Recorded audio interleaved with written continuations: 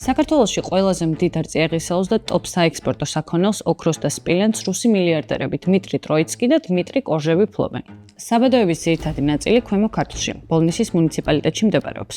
რეგიონის სოფლები ფაქტობრივად კარიერად არის გადაქცეული. სადაც არ უნდა გათხარო, ყველგან შეგიძლია გათხარო. RMG-ში დაახლოებით 3000 ადამიანია დასაქმებული. წლების განმავლობაში კომპანიის წინააღმდეგ არაერთი გაფიცვა და პროტესტი გვახსოვს. თუმცა მრავალმხრივი ზეწოლისა და მუქარების ფონზე რეგიონიდან მშრომლების ყმა დიდი ხანია აღარ ისმის.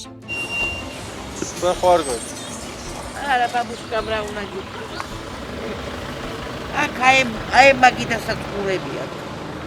ანუ ყველაზე ძვირფასი წიაღისეული მდიდარი რეგიონი კომპანიას მართულ პარტიასთან ერთად ფაქტობრივად მძევლად ყავს აყვანილი. საქართველოს მოსახლეობას კი ამ რესურსებთან დაკავშირებით რეალური ინფორმაცია დღემდე არ გვაქვს. ანალოგიური სიტუაცია არის ჭიათურის, ტყიბულის თუ სხვა რეგიონების შემთხვევაში. მაგრამ ცხადია გამჭვირვალობა ქართული ოცნებისთვის დღემდე მთავარი პრიორიტეტია.